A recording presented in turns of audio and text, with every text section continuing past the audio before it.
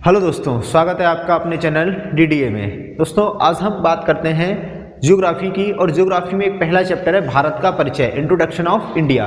ये important chapter है, सारे एग्जामों में इससे क्वेश्चंस आते हैं, तो हम एकदम बात करेंगे जीरो लेवल से।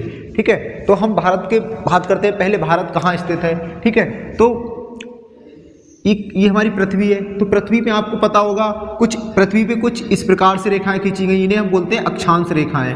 ठीक, और कुछ इस प्रकार से रेखाएं खींची गई, उन्हें बोलते हैं देशांतर रेखाएं। ठीक, तो हम एक 0 डिग्री रेखा, 0 डिग्री अक्षांश रेखा, 0 डिग्री अक्षांश रेखा, और इस 0 डिग्री अक्षांश रेखा को कहते हैं भूमध्य रेखा, विषुवत रेखा, इक्वेटर लाइन। ठीक, ये पृथ्वी को 2 बराबर भागों में बांटती है, ऊपर वाला उत्तर, नीचे वाला दक्षिण। अच्छा, दिशाएं तो आपको सबको पता होंगी, दिशाएं इसी प्रकार याद करते हैं, प्लस का चिन्ह बनाते हैं, ऊपर उत्तर होता है, नीचे दक्षिण होता है, राइट की तरफ पूरब होता है, लेफ्ट की तरफ पश्चिम होता है। तो ऊपर वाला उत्तरी गोलार्ध, नीचे वाला दक्षिणी गोलार्ध, तो ये हो गया उत्तरी गोलार्ध, उत्तरी गोलार्ध। ठीक, नीचे वाला दक्षिणी गोलार्ध, दक्षिणी गोलार्ध। गोलार्ध मतलब गोले का आधा रूप। ठीक, अब हम बनाते हैं एक 0 डिग्री देशांतर रेखा। ये है 0 डिग्री देशांतर रेखा, देशांतर रेखा। तो 0 डिग्री देशांतर रेखा, ठीक, 0 डिग्री। अब ये पृथ्वी को 2 बराबर भागों में, पूरब और पश्चिम, लेफ्ट और राइट में विभाजित करती है। तो ये वाला हो गया पूर्वी गोलार्ध और ये वाला हो गया पश्चिमी गोलार्ध, पश्चिमी गोलार्ध। अब इसमें भारत कहाँ स्थित है? तो इसमें भारत स्थित है, भारत स्थित है यहाँ पर, ये स्थित है भारत। तो भारत इस पृथ्वी के अनुसार किस भाग में स्थित हो गया? तो इस उत्तर में भी है और पूरब में भी है, तो हम इसको लिखते हैं उत्तर पूर्वी गोलार्ध, उत्तर पूर्वी गोलार्ध। तो ये आप पॉइंट अपने कॉपी पर लिखते जाएंगे। पहला हमारा पॉइंट क्या हो गया कि भारत पृथ्वी के उत्तर पूर्वी गोलार्ध में स्थित है, उत्तर पूर्वी गोलार्ध में स्थित है। ठीक, अब दूसरा पॉइंट बनता है कि भारतीय जो भूमि है वो किस भाग का हिस्सा है। ठीक, तो हम उसे पढ़ेंगे, भारतीय भूमि किस भाग का हिस्सा है। तो एक व्यक्ति थे जिनका नाम था अल्फ्रेड वेगनर। अल्फ्रेड वेगनर ने दिया था महाद्वीपीय विस्थापन का सिद्धांत। तो हम इसे शॉर्ट में बता देते हैं, क्योंकि हम यहाँ पर महाद्वीपीय विस्थापन का सिद्धांत नहीं पढ़े, भारत का परिचय पढ़ रहे हैं। ठीक, तो महाद्वीपीय विस्थापन का सिद्धांत क्या है? इसे पृथ्वी थी, तो अल्फ्रेड वेगनर ने बताया था कि पूरी पृथ्वी पर एक ही भाग था भूमि का, उसको हम बोलते थे पेंजिया। यानी हमारे जो 7 महाद्वीप है, पृथ्वी पर कितने महाद्वीप हैं? 7 महाद्वीप एक ही भाग का हिस्सा हुआ करते थे, जिसको हम पेंजिया बोलते थे, और इसके चारों तरफ एक ही सागर होता था, जिसको हम बोलते थे पैंथलासा सागर, पैंथलासा सागर। ठीक, ये पेंजिया आगे चलकर 2 भागों में टूटा, आगे चलकर 2 भागों में टूटा। ऊपर वाला बन गया, 2 भागों में टूट गया। ठीक, ऊपर वाला बन गया अंगारा लैंड, अंगारा लैंड, और नीचे वाला बन गया गोंडवाना लैंड, गोंडवाना लैंड। ठीक, गोंडवाना लैंड, और इसके बीच में जो सागर बहता था उसको बोलते थे तेथिस सागर, तेथिस सागर। ठीक, इस प्रकार से अब इन जो खंड थे, ऊपर वाला अंगारा, नीचे वाला गोंडवाना, इनमें दोबारा से क्या हुआ? फिर से विभाजन हुआ इनका। अब यहीं से बन गए 7 महाद्वीप। एक ऊपर ये बन गया और इसका ये, यानी ऊपर वाले के 2 हिस्से हो गए, नीचे वाले के 4 हिस्से हुए, नीचे वाले के 4 हिस्से हुए, यानी 4 भाग हुए। अब यही 7 महाद्वीप हैं।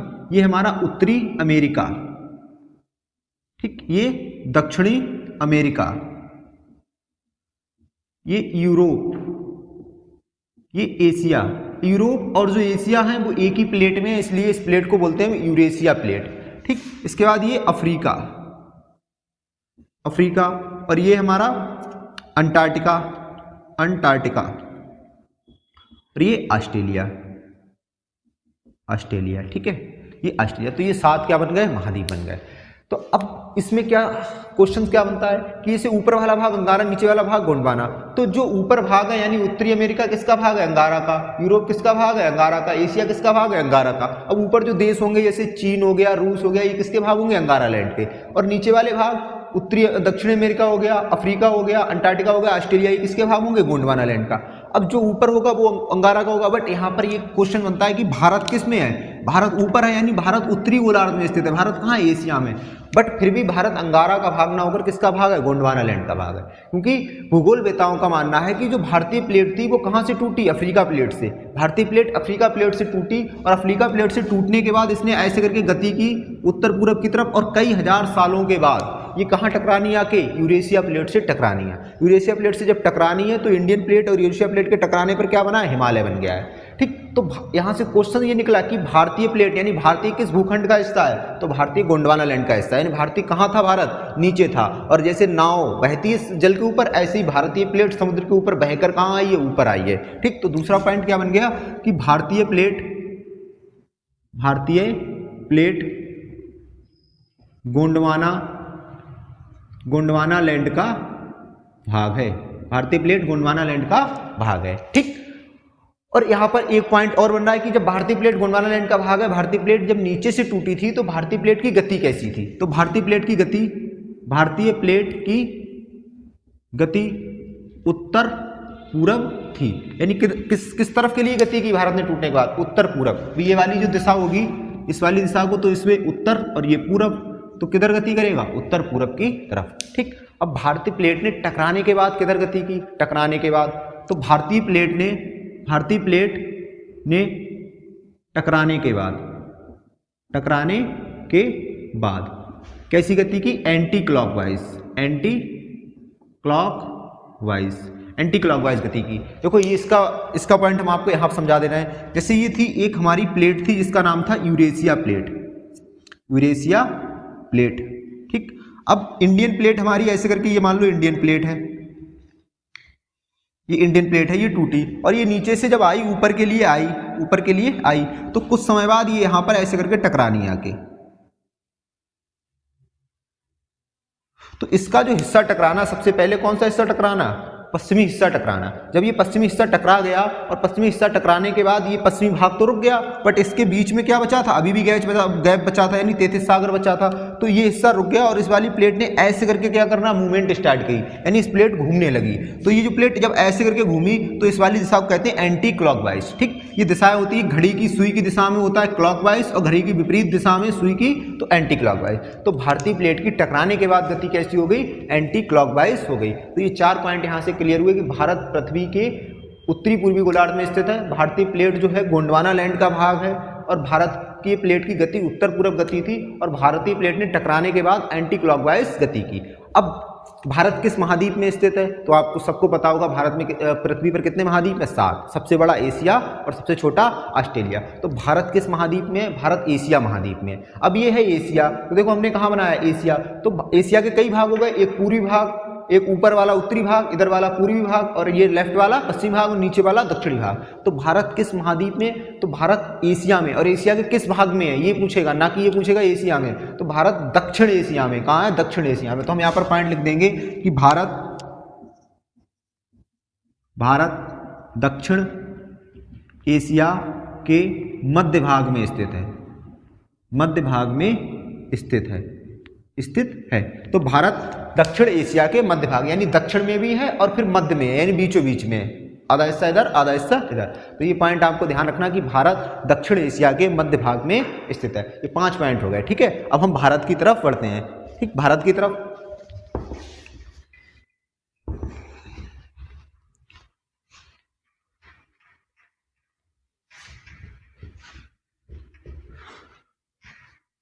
ठीक है, पॉइंट आप नोट कर लेंगे अपनी कॉपी में।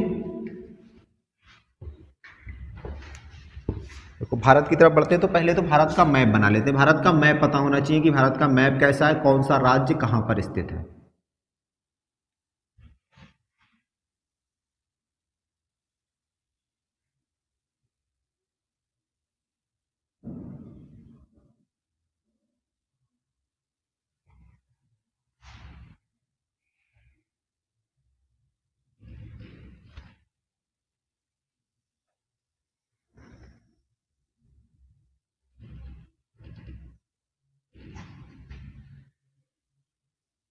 ठीक, ये एक हमने रफली मैप बना दिया है भारत का। ठीक, इसी से हम समझते चलेंगे कि कौन सी चीज़ या कौन सा राज्य, कौन सा देश कहाँ पर स्थित है। अब हम बात करते हैं सबसे पहले कि भारत के नाम। तो भारत के हमें 5 नाम मिलते हैं। भारत के अन्य नाम। ठीक है, तो भारत के अन्य नाम हमें कितने? 5 नाम मिलते हैं अन्य। ठीक, 5। तो भारत का सबसे पुराना नाम क्या है? तो भारत का सबसे पुराना नाम हम पहला लिख दे रहे हैं यहाँ पर, ऐसे ही आप अपनी नोटबुक कॉपी लेके साथ बैठेंगे और पेन साथ में चीजें नोट करते रहेंगे, ठीक, क्योंकि मैं तो यहाँ पे रफ करता रहूंगा। भारत का सबसे पुराना नाम है जम्बूद्वीप। जम्बूद्वीप ये कहाँ मिलता है? पुराणों में, पुराणों में, ठीक, पुराणों में इसकी क्या है? चर्चा है, पुराणों में चर्चा है। तो भारत का सबसे पुराना नाम था जम्बूद्वीप, ठीक। इसके बाद भारत में क्या है? आर्य आए, आपको पता होगा वैदिक काल आर्य, तो भारत का नाम रखा गया आर्यव्रत, आर्यव्रत। और ये क्यों पड़ा? ये कारण लिखे हैं, ठीक, आर्यों के आगमन पर, आर्यों के आगमन पर, आगमन पर, यानी भारत में 1500 ईसा पूर्व में आर्य आए थे, तो वैदिक सभ्यता शुरू हुई, तभी इसका नाम रखा गया आर्यव्रत। अब आर्यों का एक राजा था भरत, आर्यों का एक राजा था भरत, सबसे शक्तिशाली राजा था, तो उसी के नाम पर इसका नाम रखा गया भारत, उसी के नाम पर इसका नाम रखा गया भारत। किसके? आर्यों के राजा, आर्यों के राजा भरत के नाम पर, भरत के नाम पर, आर्यों के राजा भरत के नाम पर, ठीक है। तो आर्य को राजा भरत के नाम पर इसका नाम रखा गया भारत। 3 नाम हो गए। चौथा नाम, अब चौथा नाम पड़ा एक नदी के हिसाब से, इसमें अब नदी एक ध्यान रखेंगे, एक नदी है भारत में जो ऊपर से निकल कर जाती है, इसका नाम है सिंधु नदी। कोई बात नहीं, ये मार्कर नहीं चल रहा है, ब्लैक से ही बना दे रहे हैं। ये नदी है, इस नदी का नाम है सिंधु नदी। कौन सी नदी? सिंधु नदी, ठीक, सिंधु नदी। अब भारत में, मध्य भारत में इधर से ईरानी यूनानी आक्रमण हुए, तो सबसे पहले भारत में आए थे ईरान वाले लोग, ठीक। तो ईरानी जब लोग आए, फारसी लोग, उन्होंने ये सिंधु नदी क्रॉस की, तो सिंधु को सा को हा पड़ा, तो ये कहा, क्या कहा उन्होंने कि ये नदी कौन सी है? हिंदू नदी है। और इस सिंधु नदी के इस तरफ वाला क्षेत्र, यानी वो लोग इस तरफ थे, कहा इस तरफ वाला क्षेत्र कौन सा क्षेत्र है? हिंदुस्तान। और इस तरफ रहने वाले लोग कौन है? हिंदू लोग हैं, यानी जो आर्य रहते थे, उन्होंने कहा ये हिंदू नदी है, इस तरफ वाला देश कौन सा है? हिंदुस्तान है, इसमें रहने वाले लोगों को हिंदू कहा था, यानी सा को हा कह दिया था। तो उन्हीं के नाम पर उन्होंने इसका नाम क्या डाल दिया? हिंदुस्तान। हिंदुस्तान किसने डाला? ईरानियों के द्वारा, ठीक, ईरानियों के द्वारा, यानी फारसियों के द्वारा, ठीक, ईरान से जो लोग आए थे। अब इसके बाद आए यूनान के लोग। यूनान के मतलब जो इसमें वर्तमान में क्या है? यूरोप है, ठीक, सिकंदर वगैरह आए थे। तो जब यूनान के लोग आए, उन्होंने इस सिंधु नदी को क्रॉस किया, और सिंधु नदी को उन्होंने नाम दिया एक इंडस रिवर, इंडस रिवर, जो आज भी बोलते हैं इंग्लिश में इंडस रिवर। और इंडस रिवर के नाम पर ही इसका नाम पड़ गया इंडिया। इसका नाम क्या पड़ गया? इंडिया पड़ गया, इंडिया, ठीक, इंडिया। तो ये किसने दिया था? यूनानी ने, यूनानी के द्वारा, ठीक, यूनानी के द्वारा, यूनान के लोग थे। तो भारत के कितने नाम है? ये 5 नाम है।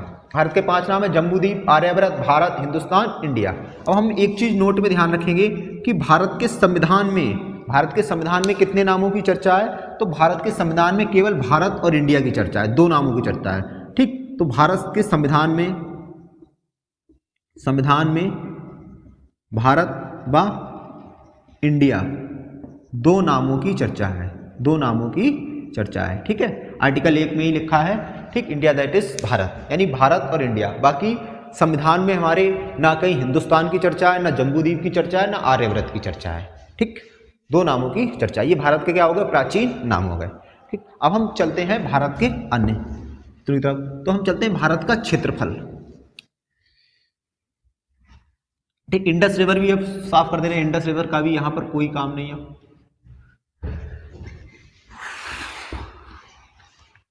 भारत का क्षेत्रफल,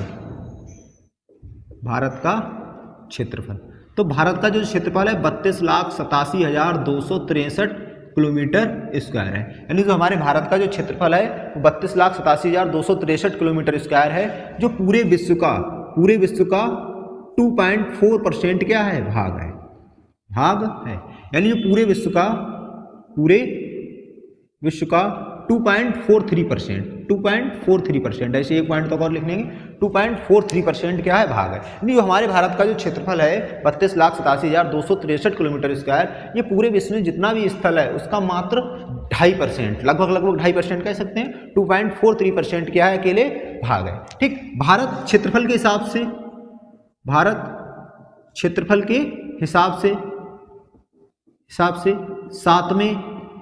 सातवां बड़ा देश है, ठीक, 7वें नंबर का बड़ा देश है। अब 7 देश देख लेते हैं। सबसे बड़ा देश है हमारा, दुनिया का सबसे बड़ा देश रूस, क्षेत्रफल के हिसाब से ये कैसा है? सबसे बड़ा, ठीक, यहाँ से ये स्टैटिक बन गई, ध्यान रखना। दूसरे नंबर पर आता है कनाडा, ठीक, तीसरे पर अमेरिका, और चौथे पर चीन। ठीक, किसी किसी बुक में आपको चीन तीसरे पर दिखेगा, अमेरिका चौथे पर दिखेगा, तो इनके क्षेत्रफल में ज़्यादा अंतर नहीं है, तो चीन अमेरिका भी दे देते हैं, अमेरिका चीन भी देते हैं। ठीक है, वो यहाँ से क्वेश्चन नहीं। सबसे बड़ा रूस, दूसरे नंबर पर कनाडा, 3 चीन, 3 अमेरिका, 4 चीन और 5 नंबर पर ब्राज़ील। 6 पर ऑस्ट्रेलिया और 7 पर भारत। ठीक, तो दुनिया का 7वें बड़े नंबर का देश है भारत।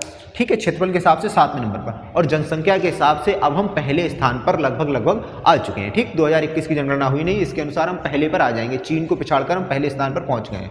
हम पूरे विश्व की 17.5% जनसंख्या घेरते हैं। ठीक, अब यहाँ पर नोट करके एक चीज और लिखेंगे कि दुनिया का सबसे छोटा देश कौन सा है क्षेत्रफल के हिसाब से। तो सबसे जो छोटा देश है वो है वेटिकन सिटी। और वेटिकन जो सिटी देश है ये कहाँ स्थित है, किस महाद्वीप में स्थित है, तो ये स्थित है यूरोप महाद्वीप में वेटिकन सिटी। अब एक क्वेश्चन पूछता है कि वेटिकन सिटी किस देश से घिरा हुआ है, तो जो वेटिकन सिटी देश है ये इटली से घिरा हुआ है। ठीक, इटली से घिरा हुआ है। जैसे ये एक देश है इटली, सबने सुना होगा, इटली एक देश है यूरोप में। ठीक, अफ्रीका के ऊपर भूमध्य सागर से लगा हुआ। तो इटली में एक शहर था जिसका नाम था वेटिकन सिटी। इसने अपने आप को क्या कर लिया, स्वतंत्र घोषित कर लिया। तो ये है वेटिकन सिटी और इसके चारों तरफ कौन है, इटली है। तो वेटिकन सिटी दुनिया का सबसे छोटा क्षेत्रफल और जनसंख्या दोनों के हिसाब से सबसे छोटा देश है जो इटली से घिरा हुआ है। इसके चारों तरफ कौन सा देश है, इटली। ठीक है, तो ये हो गया भारत का स्थिति, यानी भारत का क्षेत्रफल। भारत क्षेत्र 32,87,263 किलोमीटर स्क्वायर है, 2.4% भाग है, और ये भारत 7वें नंबर का बड़ा देश है। ठीक, अब इससे आगे चलते हैं।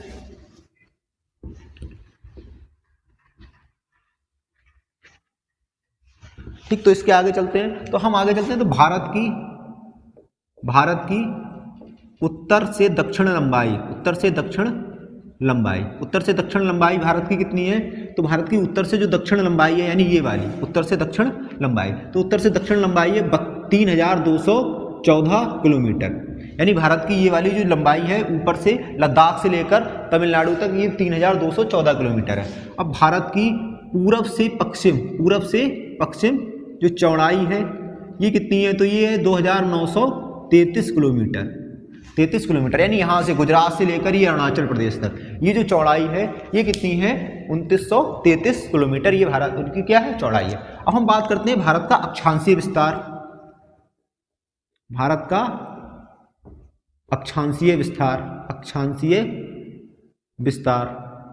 तो भारत का जो मुख्य भूमि का अक्षांशीय विस्तार है वो हमारा है 8 डिग्री 4 मिनट उत्तरी, 8 डिग्री 4 मिनट उत्तरी से 37 डिग्री 6 मिनट उत्तरी, 8 डिग्री 4 मिनट से 37 डिग्री 6 मिनट उत्तरी। यानी भारत यहाँ से 8 डिग्री 4 मिनट, यहाँ कन्याकुमारी से तमिलनाडु के, और यहाँ तक कितना, 37 डिग्री 6 मिनट। ये भारत का क्या है, अक्षांशीय विस्तार है। भारत इन अक्षांश रेखाओं के मध्य स्थित है। बट यहाँ पर बात करें कि भारत का सबसे अक्षांशीय बिंदु यानी अंडमान एस निकोबार, वो भारत का और दक्षिण में, भारत का एक केंद्र शासित प्रदेश है अंडमान एस निकोबार, वो भारत के और दक्षिण में है। वो बिल्कुल नीचे से स्टार्ट हो जाता है, तो वो स्टार्ट हो जाता है हमारा 6 डिग्री 4 मिनट से। तो भारत का एक्चुअल जो अक्षांशीय विस्तार है वो 6 डिग्री 4 मिनट अंडमान निकोबार प्रारंभ हो जाता है और कहाँ तक, 37 डिग्री 6 मिनट से। लेकिन भारत की मुख्य भूमि का जो अक्षांशीय विस्तार 8 डिग्री 4 मिनट से 37 डिग्री 6 मिनट है। ठीक, अब ऐसी बात करते हैं भारत का देशांतर विस्तार। तो भारत का जो देशांतर विस्तार है वो है हमारा यहाँ से, यहाँ गुजरात से स्टार्ट होता है और 68 डिग्री 4 मिनट से 97 डिग्री 25 मिनट, यहाँ तक 97 डिग्री 25 मिनट अरुणाचल प्रदेश तक। ये भारत का क्या है, ये भारत का है देशांतर विस्तार। अच्छा, भारत पूर्वी गोलार्ध में स्थित है, तो ये मत समझना है कि ये गुजरात है तो ये 68 डिग्री 4 मिनट पश्चिमी होगा, ये भी पूर्वी होगा। क्यों, भारत क्या है, पूर्वी गोलार्ध में। जैसे ये पृथ्वी थी, ये 0, तो ये पूर्वी गोलार्ध, तो भारत से सभी पूर्वी देशांतर रेखा ही क्या करेंगी, गुजरेंगी। ठीक, भारत से सभी पूर्वी देशांतर रेखा गुजरेंगी। तो इसका विस्तार हम लिखेंगे कि 68 डिग्री 4 मिनट पूर्वी से 97 डिग्री 25 मिनट पूर्वी। ये भारत का क्या है, देशांतर विस्तार। अच्छा, अब एक चीज देखो और समझते हैं भी भारत की आकृति कैसी है। तो भारत की आकृति कैसी है, भारत की आकृति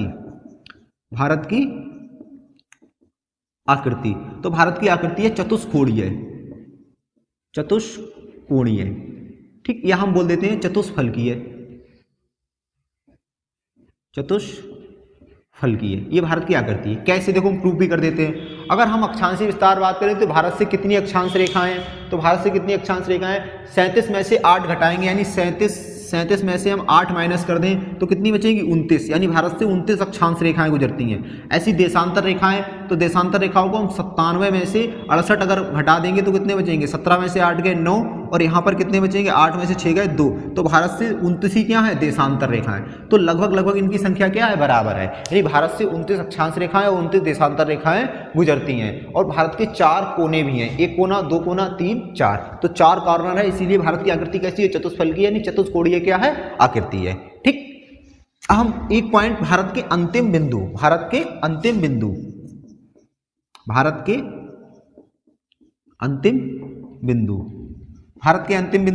तो भारत के अंतिम बिंदु की बात करें तो भारत के अंतिम बिंदु कौन से हैं, यानी ऊपर में उत्तर में दक्षिण में पूरब में पश्चिम में अंतिम बिंदु कौन सा, भारत का अंतिम पॉइंट बिल्कुल कौन सा, लास्ट, जहां से कुछ दूसरा देश या दूसरा सागर या दूसरा समुद्र स्टार्ट हो जाता है। तो हम बात करते हैं सबसे पहले ऊपर उत्तर की, तो सबसे उत्तरी पॉइंट है इंदिरा कौल, और ये किस राज्य में होगा, तो इस राज्य का नाम है लद्दाख। किस में, लद्दाख में। ऐसी भारत का सबसे दक्षिणी पॉइंट की बात करें तो दक्षिणी पॉइंट सबसे दक्षिणी राज्य तमिलनाडु, और ये कौन सा है कन्याकुमारी, ये मुख्य भूमि पर स्थित क्या है सबसे दक्षिणी पॉइंट है। और सबसे दक्षिणी पॉइंट कहाँ है, हमने अभी आपको बताया कि जैसे अंडमान निकोबार सबसे दक्षिण से प्रारंभ हो जाता है, तो वो है इंदिरा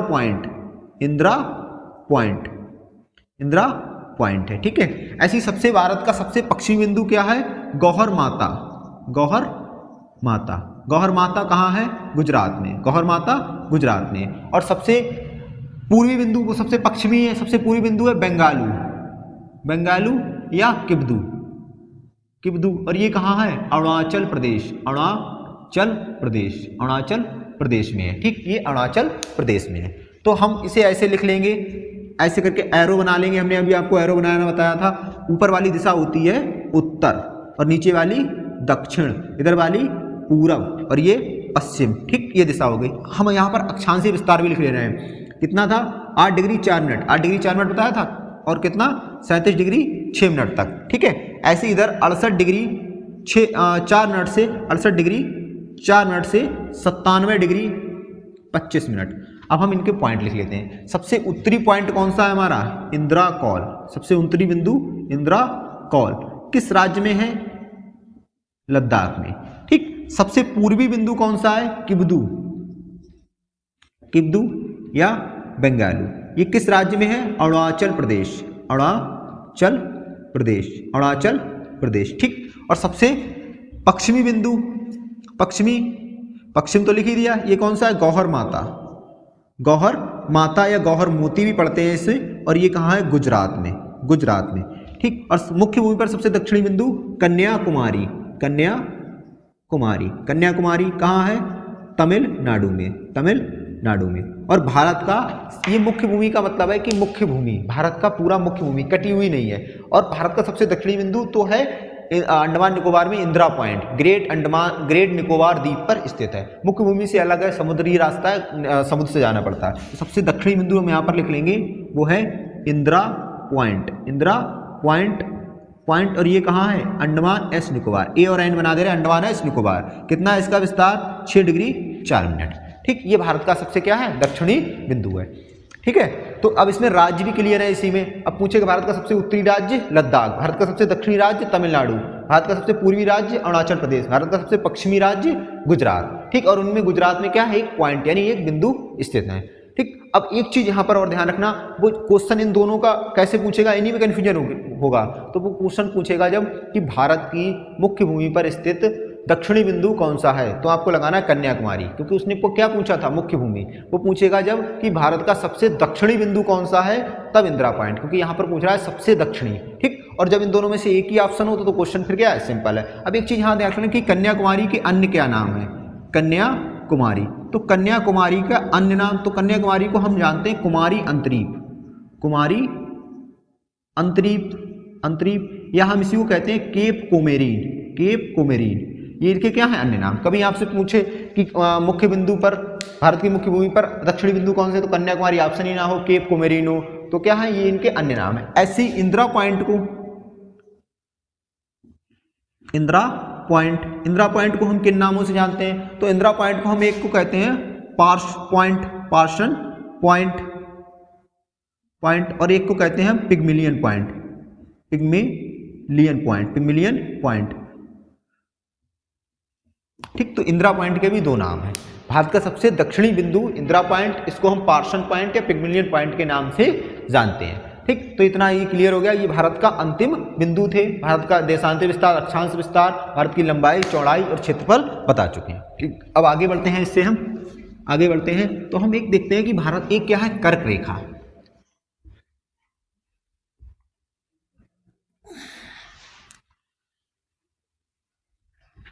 ठीक, देखो हम आप समझा देते हैं पहले। जो हमारी एक पृथ्वी पर कुछ अक्षांश रेखाएं हैं, तो कुछ इंपॉर्टेंट अक्षांश रेखाएं, जैसे पृथ्वी का झुकाव कितना है, 23.5 डिग्री, तो 23.5 डिग्री को इंपॉर्टेंट रेखाएं माना है। अब ये है 0 डिग्री रेखा, इसको हम बोलते हैं भूमध्य रेखा, भूमध्य रेखा। और ये है 23.5 डिग्री उत्तरी, 23.5 डिग्री उत्तरी, उत्तर में है तो उत्तरी, और ये है 23.5 डिग्री दक्षिणी, 23.5 डिग्री दक्षिणी, ठीक, तो 23.5 डिग्री उत्तरी रेखा को हम कहते हैं कर्क रेखा, कर्क रेखा, और 23.5 डिग्री दक्षिणी को हम कहते हैं मकर रेखा। ठीक, ये 18 देशों से होकर गुजरती है, और भूमध्य रेखा 13 देशों से, मकर रेखा 10 देशों से होकर गुजरती है। अब इन तीनों में भारत से कौन सी जाती है? तो भारत किस रेखा पर स्थित है? भारत कर्क रेखा पर स्थित है। ठीक, यहां से पॉइंट मिल गया कि भारत किस रेखा पर स्थित है, कर्क रेखा पर। अब कर्क रेखा भारत में कहां से गुजरती है, ये हमें देखना है। ठीक है, तो कर्क रेखा भारत में कहां से गुजरती है? देखो कर्क रेखा भारत में, तो कर्क रेखा भारत में जाती है यहां से, इस प्रकार से जाती है कर्क रेखा, ऐसे करके ये चली गई कर्क रेखा। कौन सी रेखा? ये कर्क रेखा। तो कर्क रेखा भारत के 8 राज्यों से गुजरती है। पहला पॉइंट तो यही। अब 8 राज्य पहले देख लो कौन कौन से। 8 राज्य ये हो गया गुजरात, ठीक, छोटा सा लगता है राजस्थान, फिर ये बहुत बड़ा सा एमपी में यानी मध्य प्रदेश, ठीक, फिर लगता है हमारा छत्तीसगढ़, और फिर लगता है झारखंड, और झारखंड के बाद पश्चिम बंगाल यानी वेस्ट बंगाल WB, और इसके बाद त्रिपुरा, और फिर मिजोरम। ठीक है, तो भारत के ये 8 राज्य किस पर स्थित हैं? कर्क रेखा पर स्थित हैं। यानी कर्क रेखा 8 राज्यों से गुजरती है, 8 राज्यों से गुजरती है। 8 राज्य हम यहां पर लिख दे रहे हैं क्रम से ही। गुजरात, राजस्थान, मध्य प्रदेश, छत्तीसगढ़, झारखंड, इसके बाद पश्चिम बंगाल,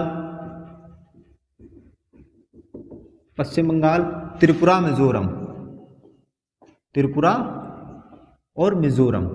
ये हो गए 8 राज्य। ठीक, अब कर्क रेखा से और क्या क्वेश्चंस बन सकते हैं? तो कर्क रेखा की सबसे कम किस राज्य में है? तो सबसे कम राजस्थान में, सबसे अधिक MP में। और किस राज्य की राजधानी कर्क रेखा पर स्थित है? तो झारखंड की राजधानी रांची, कर्क रेखा पर स्थित है। तो 3 क्वेश्चन इससे ये हो गए कि सबसे कम किस राज्य में है? राजस्थान में। ठीक, कर्क रेखा सबसे कम किस राज्य से गुजरती है? राजस्थान से।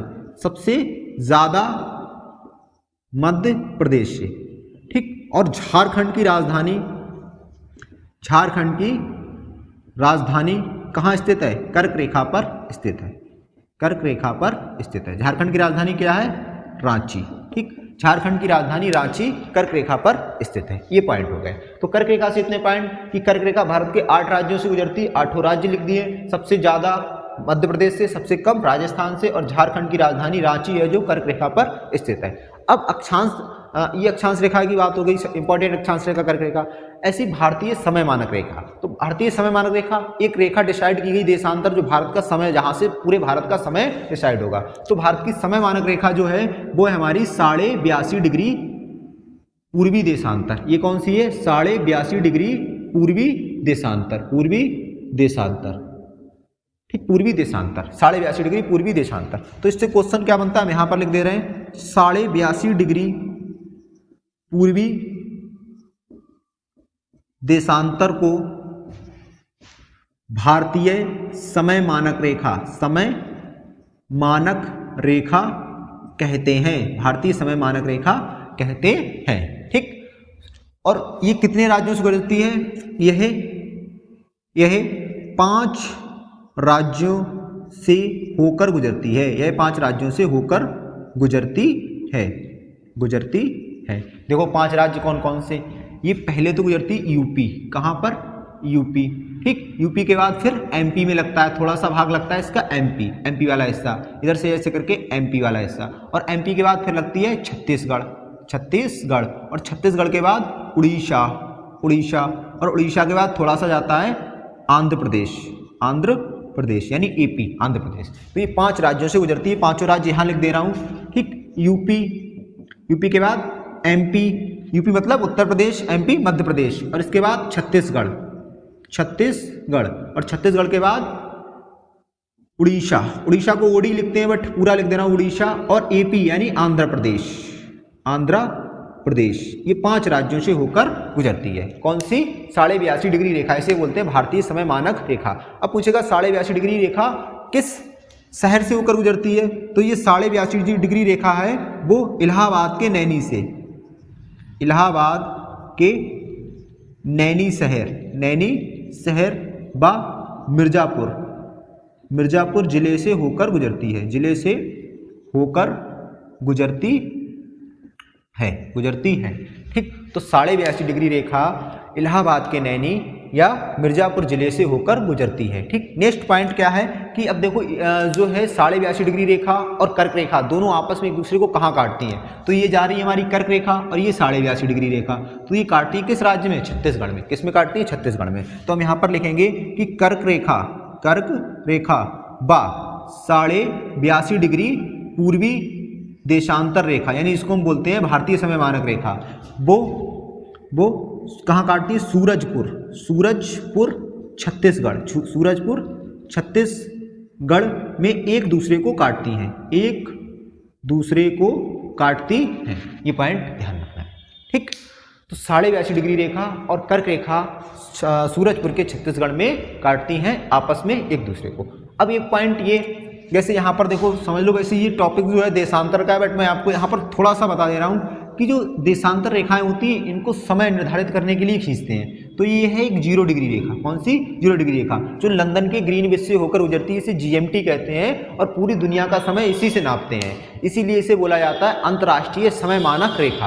अंतर्राष्ट्रीय समय मानक रेखा, सारे देश इसी के अनुसार अपना समय डिसाइड करते हैं। अब भारत से कौन सी जा रही है? 82.5 डिग्री रेखा, 82.5 डिग्री रेखा, और 1 डिग्री होता है 4 मिनट के बराबर, 1 डिग्री 4 मिनट के बराबर, 15 डिग्री 1 घंटा के बराबर।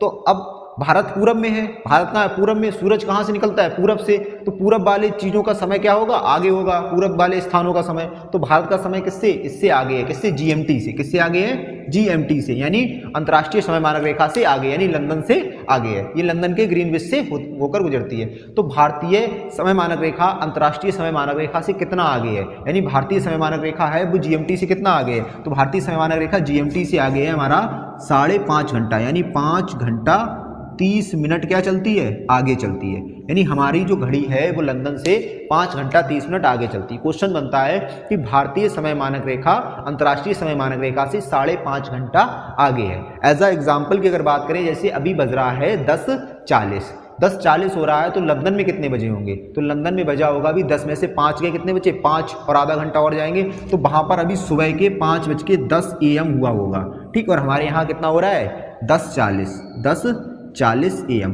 यानी ये हम आगे हैं उससे 5 घंटा आगे हैं। ठीक, तो ये सारे पॉइंट आपको समझ में आ गए होंगे, नोट कर लेंगे इन्हें अपनी बुक पे, और हम फिर चलेंगे इससे आगे। ठीक, आगे बढ़ते हैं हम।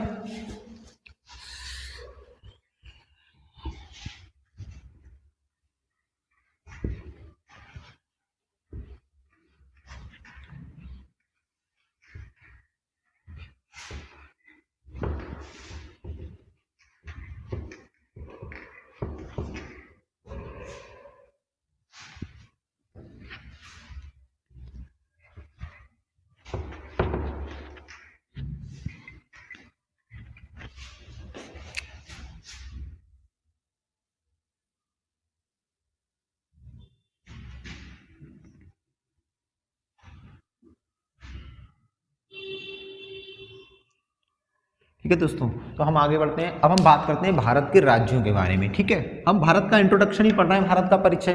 तो भारत के परिचय में ये चीज़ें हमने आपको बता दी। अब भारत के हम इंट्रोडक्शन यानी के बारे में बात करते हैं। भारत के राज्य, तो भारत के राज्यों के बारे में हम बात करें तो भारत के कितने राज्य हैं? 28 राज्य हैं। भारत के पास कितने राज्य हैं? 28। तो आपको हम 28 नहीं बताएंगे, भारत के पास कितने राज्य? 28।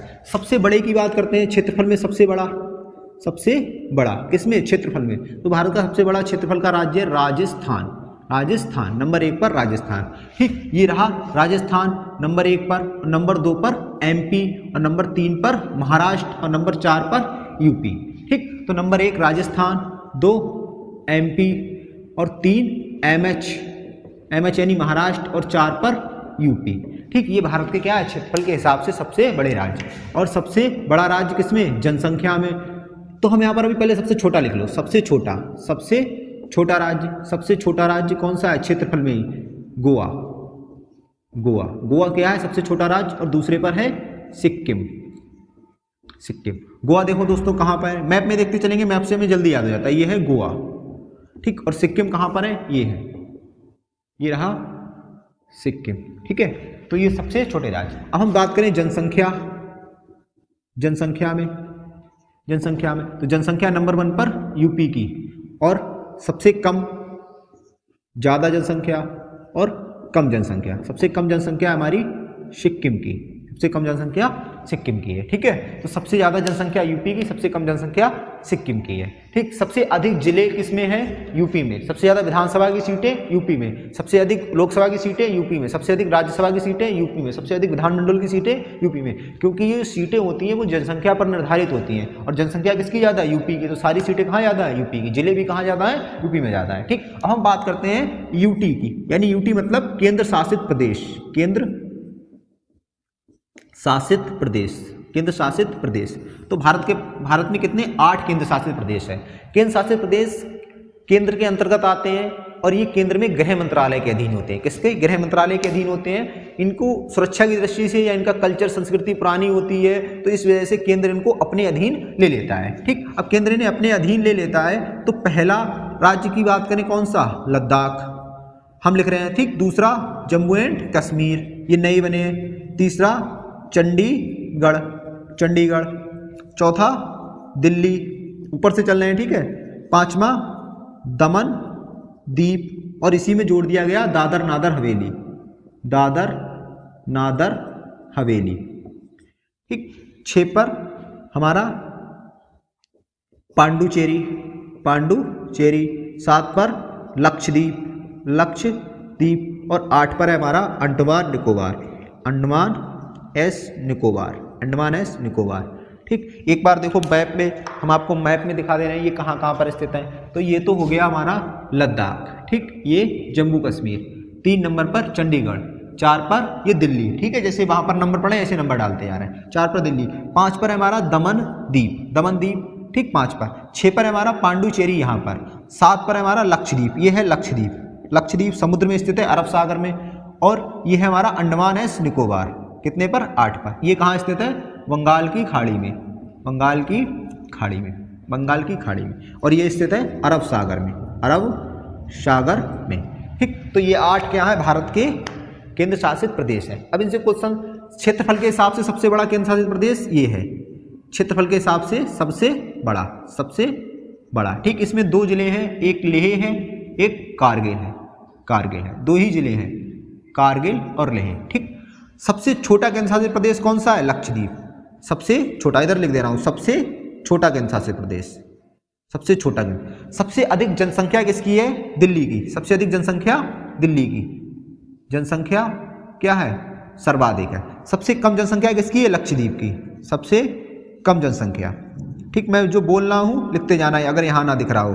ठीक, सर्वाधिक जनसंख्या वाला केंद्र शासित प्रदेश दिल्ली, सबसे कम जनसंख्या वाला केंद्र शासित प्रदेश दिल्ली, सर्वाधिक क्षेत्रफल किसका है? लद्दाख का, सबसे कम क्षेत्रफल लक्षद्वीप का है। ठीक, और ये जो केंद्र शासित प्रदेश होते हैं इसमें सीएम नहीं बनते हैं, लेकिन अपवाद स्वरूप 2 ऐसे राज्य हैं जिसमें क्या बनता है? सीएम बनता है, दिल्ली और पांडुचेरी। हम यहाँ पर लिख दे रहे हैं, दिल्ली व पांडुचेरी में सीएम बनते हैं। ठीक, सीएम बनते हैं, सीएम बनते हैं। सीएम मतलब मुख्यमंत्री। और कौन सा ये संविधान संशोधन है? 69वां संविधान संशोधन, 69वां संविधान संशोधन, जिसके तहत यहाँ पर सीएम बनाए जाते हैं। ठीक है, बट कुछ शक्तियां सीएम के पास होती हैं, बाकी केंद्र के अधीन होते हैं। ठीक, तो ये हमारे क्या हो गए कि केंद्र शासित प्रदेश। लद्दाख की राजधानी लेह है और जम्मू कश्मीर की श्रीनगर, चंडीगढ़ की चंडीगढ़, दिल्ली की नई दिल्ली, दादर नगर हवेली दमन की इसकी है दमन, और पांडुचेरी की पांडुचेरी, लक्षद्वीप की कवारती, अंडमान निकोबार की पोर्ट ब्लेयर है। लेह जो है हमारे भारत का सबसे बड़ा जिला है, सबसे बड़ा जिला क्षेत्रफल में, जिला क्षेत्रफल में। तो ये ध्यान रखेंगे। अभी यहाँ पर राज्य की बात नहीं हो रही, सारे जितने जिले हैं हमारे प्रदेश, हर सब प्रदेशों में सबके जिले। तो सबसे बड़ा जिला जो क्षेत्रफल के हिसाब से कौन सा है? लेह। दूसरे पर कच्छ। ठीक, तो सबसे बड़ा जिला है। सबसे छोटा जिला अभी बताएंगे। तो हम अब देखो, ये हमारे केंद्र शासित प्रदेश हो गए। केंद्र शासित प्रदेश लक्षद्वीप अरब सागर में, अंडमान निकोबार बंगाल की खाड़ी में स्थित है। हम बात करते हैं पांडुचेरी के बारे में। पांडुचेरी, इसको थोड़ा सा अलग से पढ़ते हैं। पांडुचेरी में 4 जिले आते हैं। पांडुचेरी में 4 जिले आते हैं। पहला तो एक है पांडुचेरी। पांडुचेरी ये कहाँ स्थित है? तमिलनाडु में, तमिलनाडु में। दूसरा है कराईकल, कराईकल, और ये कहाँ स्थित है? तमिलनाडु में, तमिलनाडु में। और तीसरा है हमारा यमन, यमन ये कहाँ स्थित है? हमारा आंध्र प्रदेश में, एपी यानी आंध्र प्रदेश में। और चौथा है हमारा माहे, माहे कहाँ स्थित है? केरल में। ठीक, एक बार मैप में देख लो। देखो पांडुचेरी का एक जिला है पांडुचेरी, एक है कराईकल, और ये कहाँ स्थित है? तमिलनाडु में। इसके बाद एक यमन है, यमन आंध्र प्रदेश में स्थित है, और एक है केरल में जिसका नाम है माहे। तो ये 4 ऐसे जिले हैं जिनको मिलाकर एक राज्य बनाया गया जो है पांडुचेरी। क्वेश्चन यहाँ से पूछा गया था कि भारत का एकमात्र ऐसा राज्य जिसका एक भी जिला आपस में सीमा नहीं लगाता, तो क्या है? पांडुचेरी। इसका एक भी जिला आपस में सीमा टच नहीं करता। और माहे कहाँ है? केरल में। ठीक, स्थिति इसकी केरल में, प्रशासनिक तौर पर पांडुचेरी में। और एक चीज माहे से ध्यान रखना कि माहे क्या है? सबसे छोटा जिला, सबसे छोटा जिला किसका? पूरे भारत का।